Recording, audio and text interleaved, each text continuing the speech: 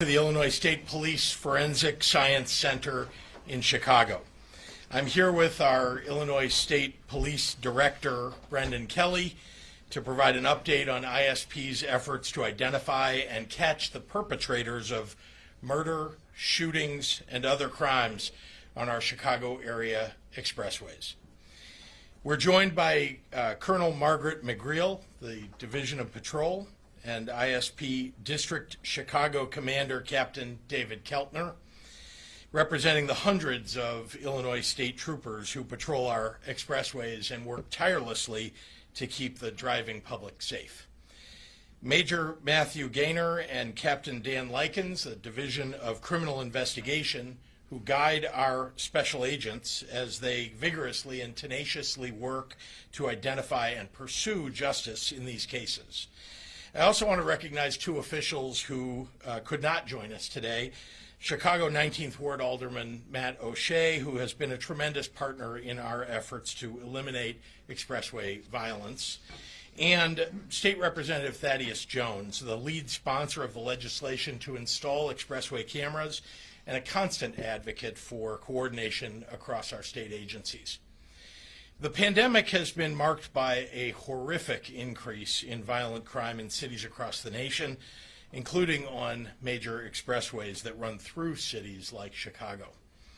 Drivers have had bullets come through their windshields, maiming or killing someone who's just trying to get from point A to point B. It can be anyone, an innocent child in the back seat, a friend you're driving home. These are crimes that are often spilling over from criminal activity or gang disputes that began in Chicago neighborhoods.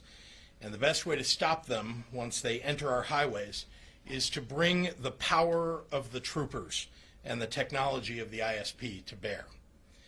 So I instructed Illinois State Police to provide whatever resources are necessary, and that's exactly what we've done. Since October, ISP has significantly increased their preventative patrol presence on the city's expressways. Those troops on the ground are backed up by the Illinois State Police air operations and K-9 units.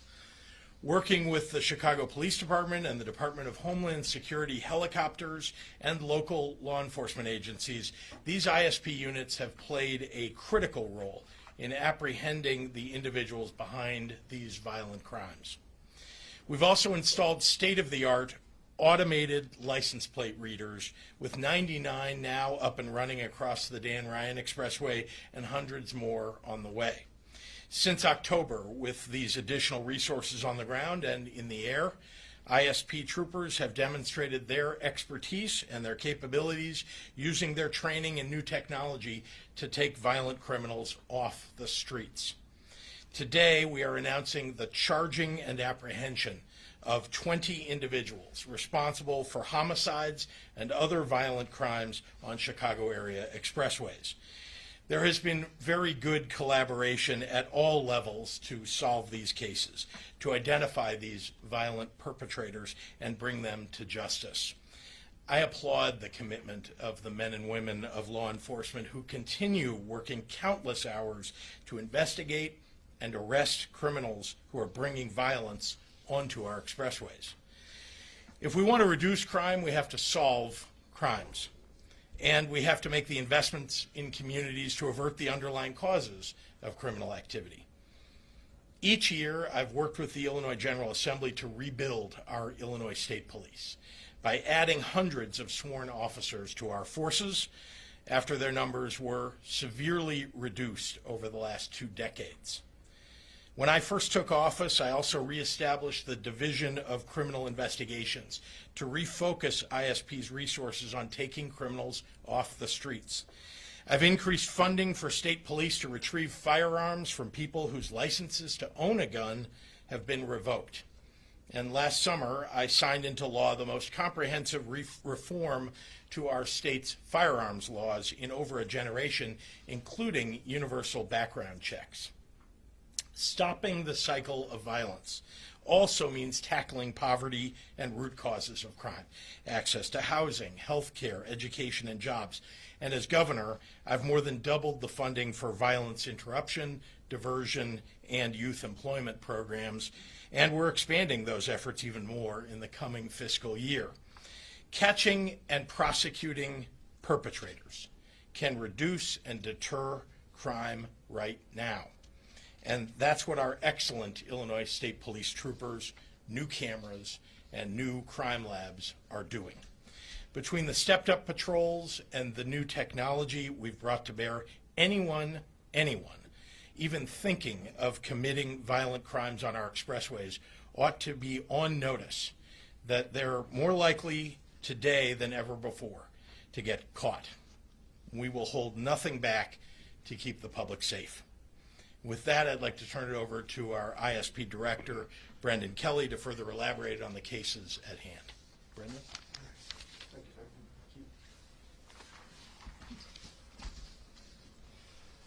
Good morning, Governor, and welcome to the Illinois State Police Forensic Science Center in Chicago. We are pleased to be here today to announce the results of coordinated investigation and apprehension efforts aimed at holding accountable those responsible for endangering the public by taking violence onto our expressways.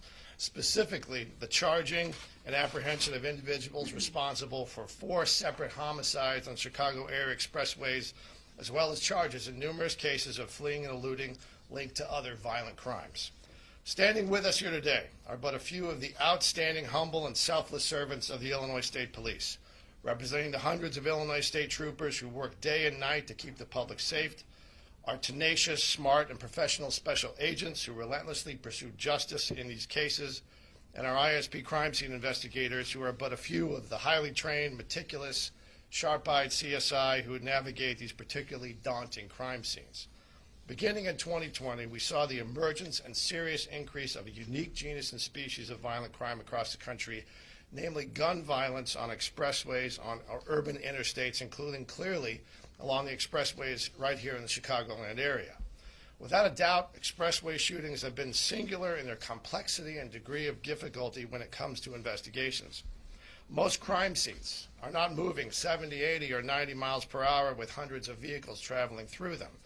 Unlike the typical secured crime scene, debris fields may stretch for several hundred yards or even a mile. Victims are often uncertain exactly where the incident even occurred, and witnesses are a challenge to locate. A witness in a nearby vehicle could be driving through Chicago and live 1,000 miles away and may not even realize what occurred next to them or what they observed in relation to the crime. Social media also enables the violent threats and tit-for-tat among individuals or groups in neighborhoods, and in a 21st century cell phone-powered version of dueling, this interpersonal violence is taken out to the expressways.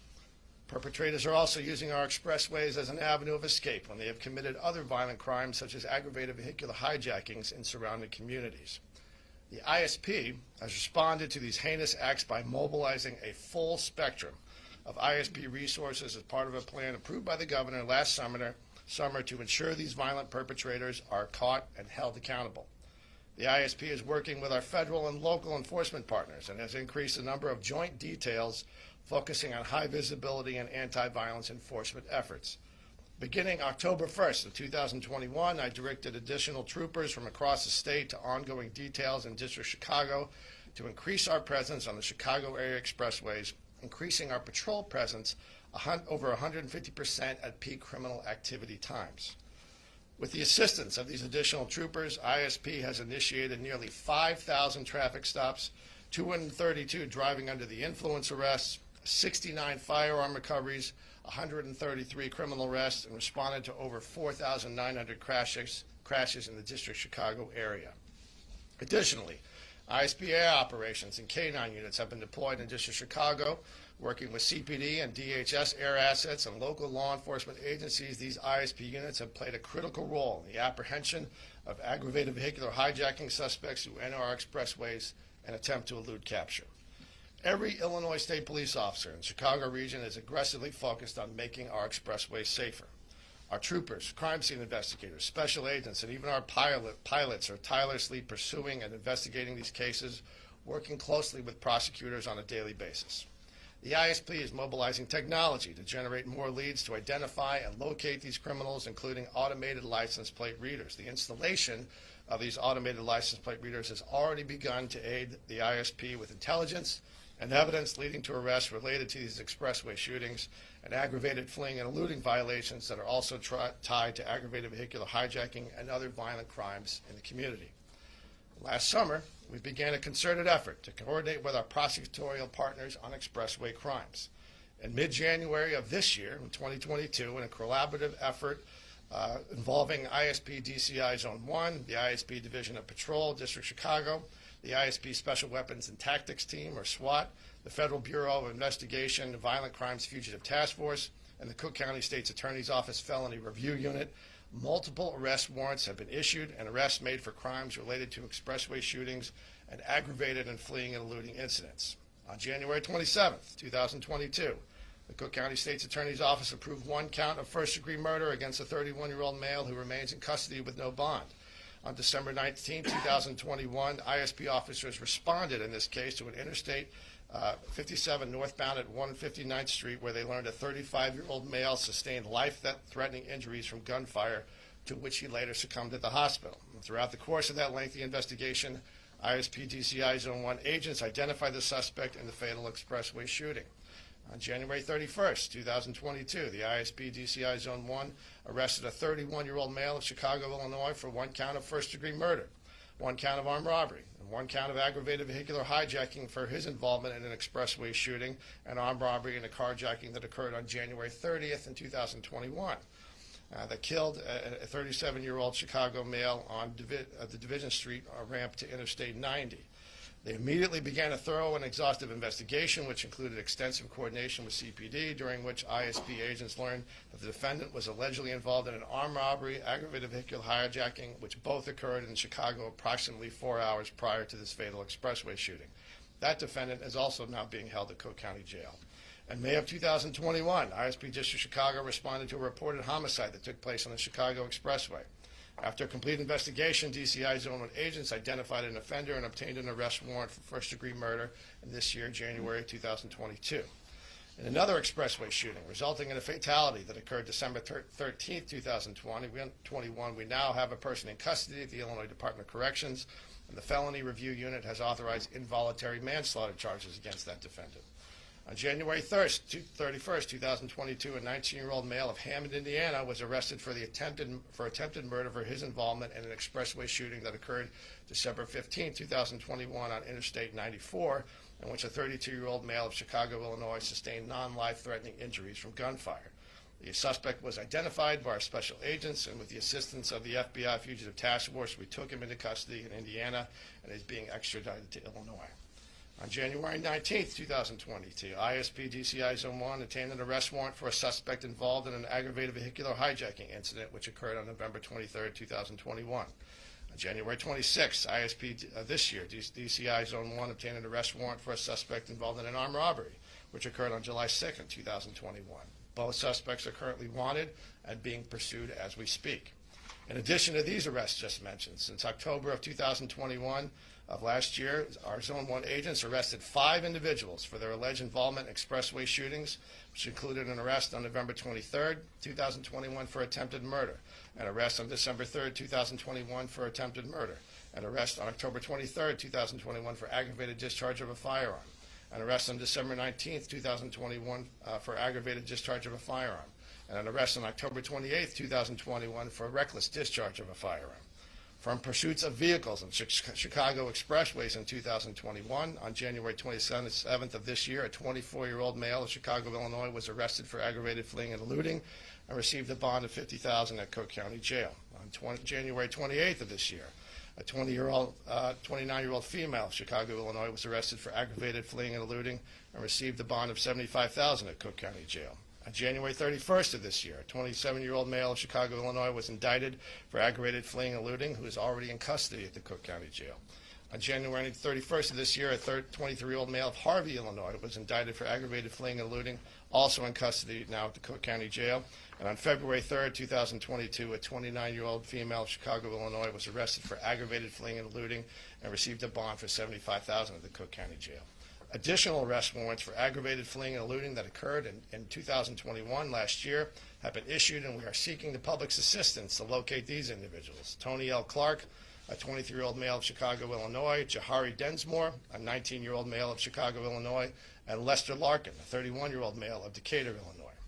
And just this weekend, Illinois State Police District Chicago troopers responded to a vehicle pursuit involving a suspect firing shots at the police until the suspect crashed at 137th and Utica in Robbins, where the suspect was taken into custody. Zone 1 investigations responded and continued the investigation by obtaining surveillance footage from local police agencies, interviewing the suspect, and obtaining search warrants. And interviews of multiple police officers were conducted, and ISP obtained charges of attempted murder of a police officer, among other offenses, just this weekend. All of these acts show a complete contempt for human life. My appreciation goes out to the Felony Review Unit supervisors and prosecutors for working with ISP to help hold these violent offenders responsible, and also to the DuPage County State's Attorney's Office that just recently charged a defendant with aggravated discharge of a firearm and related charges arising out of a tollway shooting incident in 2021.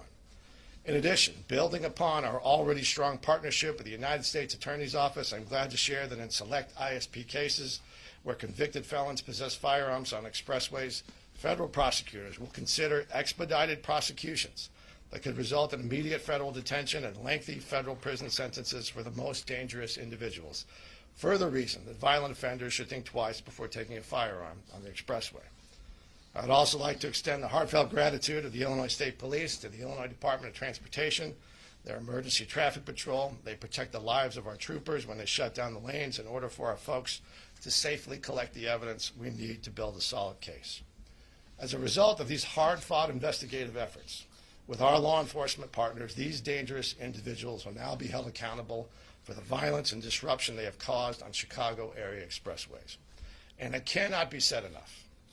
Thank you to all our ISP officers, including our troopers, our pilots, our K-9 teams, our special agents, our crime scene investigators, our SWAT team members, the FBI Violent Crimes Fugitive Task Force, and all local law enforcement agencies who continue to support the mission of public safety and justice for all. The work of the ISP never ends, and we are nowhere near done with this effort. But with the support of stable budgeting, dedicated resources, and increased manpower, our ability to meet the moment and to solve cases that are seemingly unsolvable will continue to grow stronger. The ISP is adapting every day and improving our investigative and apprehension efforts to combat these terrible crimes every day. And the message from the Illinois State Police today is simple. If you engage in violence on our expressways, you will be identified, you will be found, you will be arrested, and you will be charged with the most serious offense under the law. With that, I'm happy to now take questions regarding these investigations. Director Kelly, do you have there'll probably be a million answers to this question. There's probably not one right answer. But there have been gang problems in Chicago for 100 years. Do you have a feeling for why these gang disputes are now spilling down onto the concrete that is now your jurisdiction? I think there are many factors, and you're right, there is a complicated answer, but there are two things which I think that are common themes in these cases. One is that we know in many of the neighborhoods where some of that gang activity or other violent crime has often occurred, we know that there are a lot of cameras everywhere. We know that people have Ring doorbells. They have cameras at the gas station, or a camera in front of a business, or a camera in front of people's houses. And we also know that law enforcement has a variety of cameras in certain areas. And by not having that type of asset on the interstate, there's obviously going to be a differential, and that means people have a sense that if they go on the interstate, then maybe they're not going to be caught on the camera. That's changing as a result of the license plate readers that we're installing. Those LPRs are not just photographs that are taken, they're video as well, but they have an application and software and that allows us to read the license plate and be able to match that and correlate that with the other information we have. One other common thing, as I mentioned, what has changed and what is a factor that's driving some of this activity is social media. People who have issues with one another, whether it's gangs that are maybe fighting with one another, or people that even know each other that have some beef or some dispute, like I said, it's almost like a modern form, 21st century form of dueling. They say horrible things to each other on social media. They threaten one another, and they say, let's take that out to the E-way. So let's take this out to the Expressway. And almost like Main Street in the Old West, they're using these expressways for this type of violence. But that's why adding this additional presence from our Illinois State Police who are on patrol, adding this technology and allowing that license plate reader technology to give real-time information to our troopers that are out on patrol, as well as using our air operations, as well as using all the assets that we have to be able to apprehend and deter this type of crime. That's why we're continuing to evolve. We saw this phenomenon occurring. It's occurring on a lot of urban interstates around the country. I talked to my counterparts across the country. They're dealing with similar phenomenons in similar environments. But that is a factor. It's just the social media that's driving these disputes, and people are using social media to film themselves out on the expressway. So that's why technology is a factor, and why we have to use technology to try to stop them. You mentioned the timing of the increase coming post-pandemic, or since the start of the pandemic, really. Any theories as to why that would be? I think there are again, so many different factors that are occurring all at the same time. And as for this particular issue, this is our territory. You know, we're responsible for the expressways. This is a unique history that the Illinois State Police have with this area. We don't have this type of dynamic where we're exclusively responsible for the interstates in other parts of the state, but that's an agreement that goes back to the 1980s, where the Illinois State Police have that responsibility. So this is our territory. This is our problem. This is our challenge to meet. We are going to defend our expressways from this type of violence, and we're going to protect the public on the expressways with all the resources that we have. But looking at those factors, those are some of the things that we're able to see are driving it. What's driving a larger dynamic? The issues of criminal justice, the issues of how we protect public safety, those are all very complex problems. But what I can tell you is what I just told Phil, those are common factors in this particular criminal factor. There's always three parts to fighting crime. There's either you have to identify the victim, you have to identify the suspect, or you have to have a law enforcement intervention in between those two. And if you break it down as simple as that, in this case, we have to have a deterrent effect by having our law enforcement present. I will tell you, every time we've had people on patrol, our folks out there, only once has a shooting occurred within the line of sight of our troopers. So when they're out there, that's a visual deterrent. That drives people's decision making, their risk analysis about whether they're going to go out on the expressway and shoot a firearm. So that's why we've added these additional personnel. And you can see the number of traffic stops, you can see the number of criminal arrests that we're making. That's having an effect.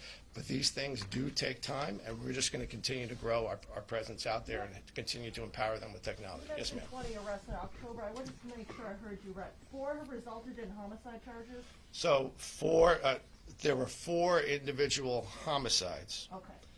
3 of those resulted in murder charges. Okay. 1 of those resulted in an involuntary manslaughter charge.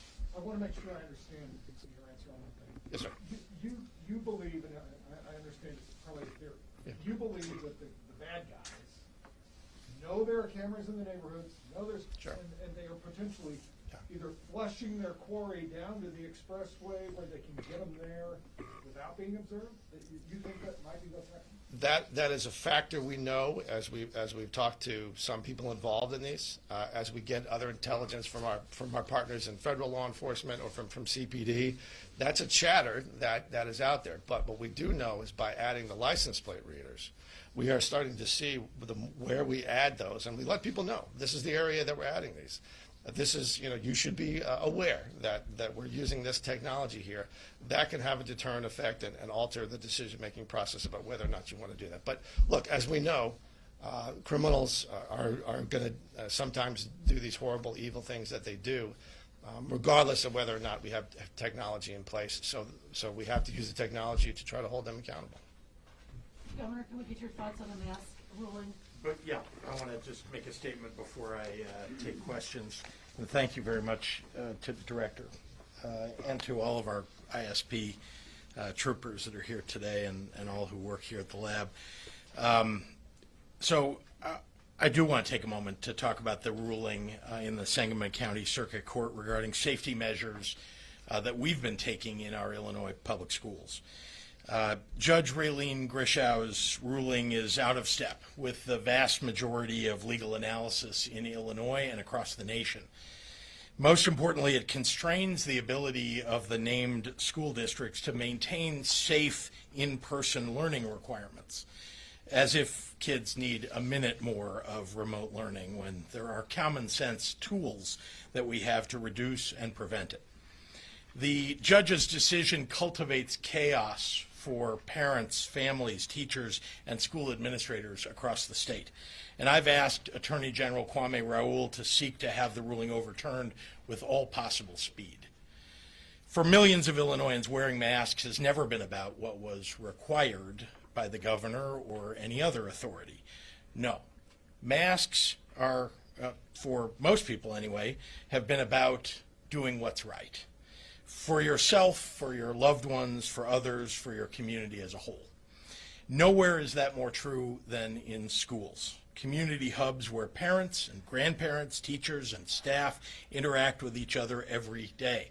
Hundreds and even thousands of people in a community are affected when there's an outbreak in a school that's gone maskless. That affects not only whether a school will go remote, but also whether workers at local businesses will get sick, and therefore whether those businesses can stay open. The Illinois schools that have not been named as a defendant in the lawsuit should continue to follow the prescribed public health protocols, which have proven to reduce school exclusion rates and have made it possible for our kids to continue learning safely in person. The districts who have reached a shared understanding with their labor unions must continue to follow the public health requirements in those agreements as well. Masks work, which is why Illinois is leading the Midwest in its pandemic response. Masks keep kids safely in school in person, which we all want. Across the state, the nation, and the world, the evidence is there whether or not you want to look at it.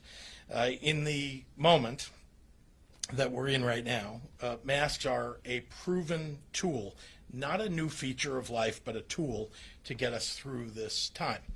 By and large, the people of Illinois have kept their masks on to keep everyone safe. And thankfully, we've seen our COVID metrics go in the right direction. We've already seen northeastern states where Omicron hit first, like New Jersey, see the signs that they need to lift these protocols, namely decreased hospitalizations. As Dr. Ezike and I cautiously noted for a few weeks from now, our COVID rates are also moving in the right direction. And as I said last week, I hope to provide some additional guidance in coming days as we continue to evaluate the numbers. As we've been doing from the start, we are following the science.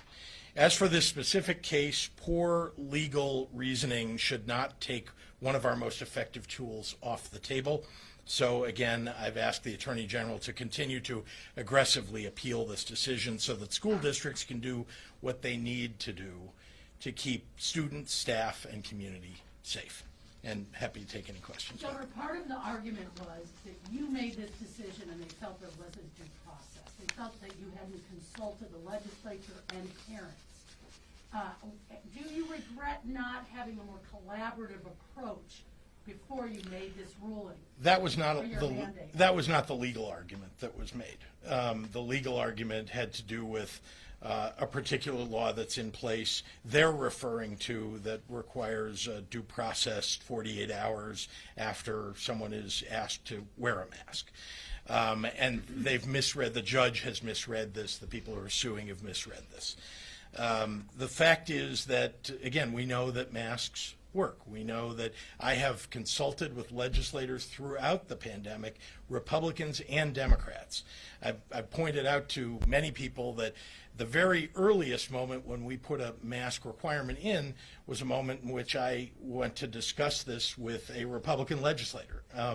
And actually he was very encouraging about this is something we need to do right now.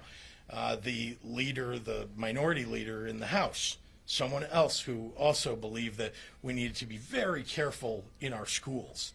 Again, this is all conversation that's been going on for quite some time now. The legislature has had an opportunity to weigh in. People have weighed in various ways. There are bills even being considered now in the legislature, and I'll continue to evaluate those and see what gets passed. And the goal here is to get through this pandemic, keeping people safe and healthy and alive. Okay, so the governor of New Jersey, Democrat, just announced that no more masks in schools beginning the second week of March. Everyone wants to know, what metrics are you going to use to remove mask mandates in schools and in the state and get rid of the vaccine passport? Hospitalizations. I've been saying that for quite some time now. As you know, we reached an all-time high in hospitalizations at around 7,400. Even with Omicron, which was less virulent than previous strains of the virus. And so out of abundance of caution, we've always said, let's look at where we were. Think about where we were when the mask requirements were removed last summer. I don't know if anybody remembers that. I think we all were very optimistic. We saw those numbers, take a dive, the hospitalization numbers take a dive. We watched very carefully. We saw for 2 incubation periods that things kept moving in the right direction, and indeed, I believe on June 11th, we removed mask mandates. Then, as you saw, a month and a half later or so, we saw these numbers start to rise, became concerned in particular about schools coming back in and the transmission of the virus through schools into communities. And so we began to ask people to put masks back on. That's going to be something we're going to have to consider all the way along here, even if we remove the requirement that people wear masks in various settings. There may come a time in the future when we would want people to put their masks back on. That's why we're fighting this case and appealing this case. What numbers? Could you be more specific? Where should the hospitalizations be? Well, significantly below the peak that we were at. We're, as you know, a little less than about half of what that number was. And so, again, we're watching very carefully. I'm listening to the doctors about what numbers they believe are correct. And no doubt we are heading in the right direction. So you'll be hearing more about that. Dr. Ezike keeps saying if we hit 400 cases a day, we'll drop the mask mandate. Is it her decision or is it your decision? Because last I checked, she's not an elected official, but every week when we go to the press conference, she says, do you want non-scientists, non-doctors to make decisions that will affect seriously the health and lives of the people of Illinois with an epidemic that we have seen, a pandemic that we have seen? The answer is yes, of course, the ultimate decision is mine, but you want me listening to the best experts that we have, and I do, and it includes our Department of Public Health, but also, as you know, we've got some of the best epidemiologists in the world here in Illinois at private institutions, at public institutions, and I rely upon them as well, talking to them on a regular basis. Marnie. Governor, what do you tell superintendents right now who are trying to figure out what to do? I mean, are there tools the state can give them? Are there updates on when you think there's going to be a decision? My kid's superintendent was saying, imploring parents, not to send their kids to school without masks. So, for the people on the front lines, what can you help them? Well, the judge has created a tremendous amount of confusion, even in the way she wrote her decision. So that has been problematic. We've asked and did, in fact, have the Attorney General's staff talking to the staffs of schools all across the state over the weekend to give them, their best advice and allowing them to make decisions for themselves, of course. But we want to make sure that we're getting an appeal heard as soon as possible so that we can, rid ourselves of the fog of the, a frankly not good decision by the Sangamon County Court. Governor, I mean, you hit the nail right on the head when you said you said cultivates confusion. I mean, this is a note from my daughter's own school superintendent from last night, where they said until we get clarification, students can make their own choice regarding wearing masks in our school building. So they are saying it's up to you now. Well, the school districts, no. At this point, this is not a decision for the governor. This is a decision that was made by a Sangamon County Circuit Court that needs to run its course in the judiciary, and it's being appealed immediately. So we hope to have answers very soon. We're asking for very quick decisions about, remember, it's a decision about a TRO, not about the case itself. So it's really a question about a temporary restraining order that she's put in. And so we're hoping to have that reversed, and of course she's been asked to reverse it. That's the first part of the process, and then the appeals court is asking. That's all happening in a very compressed But amount are of school time. districts wrong to be sending a message like that? I mean. There are you school districts, understand- yeah, you sure, but understand- school districts are making the decision, as I have suggested, to continue on with their mask policies. Many school districts are. Some are, because of the advice they're getting from their own attorneys in their school districts, are making different decisions. I would say, listen, you ought to err on the side of protecting everybody in the school, and particularly all the people who interact with the school. That's the goal here. That was always the goal. But let's remember what we're really talking about. This is a tool. Masks are a tool for us to deal with a virus that no one has been able to get complete control of. We have vaccines, thank goodness, which help an awful lot, as you know. And we want to encourage everybody to get vaccinated, because that really will keep these numbers down. But the more you've got maskless people interacting in large spaces together, if we start to see an uptick because there's a new variant, we're going to be in deep trouble if we don't have the ability to have people put their masks back on. This It has isn't about become a masks, it's about political vaccines. argument as well, obviously. Sure. Your opponents are going to, Yeah, there's one that isn't even vaccinated and says he won't get vaccinated. So they're gonna say you created the chaos, not the judge. I mean, No, that's just how it the goes. chaos. That's how it's political. Let's start with this. This virus created chaos. Let's face it. I mean, all of our lives have been upended by a virus that no one expected. And then the question is, what is the human reaction? What is our community, our state's reaction to that?